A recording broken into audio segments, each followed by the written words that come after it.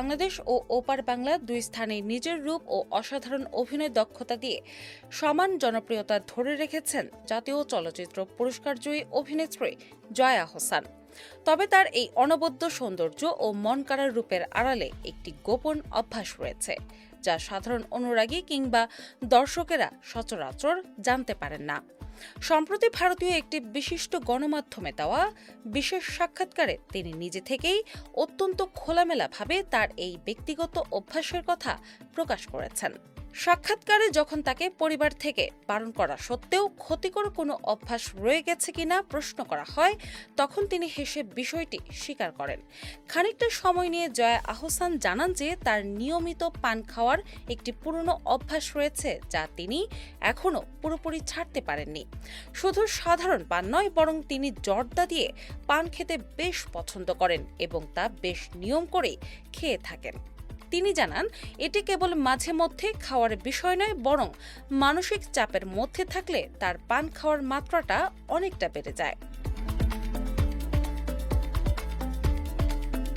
এই বিশেষ অভ্যাসের গোড়াপত্তন কিভাবে হয়েছিল, সাক্ষাৎকারে সেই মিষ্টি স্মৃতির গল্প তিনি খুব সুন্দরভাবে সবার সামনে তুলে ধরেছেন।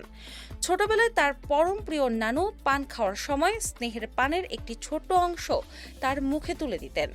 পারিবারিক সেই সুন্দর মুহূর্ত থেকেই মূলত তার পান খাওয়ার এই অভ্যাসটি জীবনের অংশ হিসেবে গড়ে ওঠে। নানুর স্মৃতি বিজড়িত পানের বাটাটি জয়া এখনও অত্যন্ত যত্নের সঙ্গে নিজের কাছে পরম মমতায় রেখে দিয়েছেন। ঐতিহ্যবাহী সেই পানের বাটাটি দেখতে অনেকটা আধুনিক ও ফ্যাশনেবল বটুয়া বা ক্লাচ ব্যাগের মতো সুন্দর দেখায়। এমনকি বিভিন্ন জমকালো পুরস্কার প্রদান অনুষ্ঠানেও তিনি নানুর সেই পানের বাটাটি ফ্যাশন হিসেবে সাথে নিয়ে গেছেন। তিনি রসিকতা করে বলেন যে প্রচুর পান খেলেও তার মুক্তোর মতো সাদা দাঁতের দিকে তাকালে কেউ তা সহজে টের পাবে না। অভিনয় জগতের ক্ষেত্রেও সম্প্রতি মুক্তি পাওয়া একটি নতুন চলচ্চিত্র নিয়ে বেশ জোর আলোচনায় উঠে এসেছেন জয়া আহসান। সম্প্রতি জুলাই মাসে কলকাতায় কৌশিক গাঙ্গুলি পরিচালিত তার অভিনীত নতুন চলচ্চিত্রটি প্রেক্ষাগৃহে মুক্তি পেয়েছে।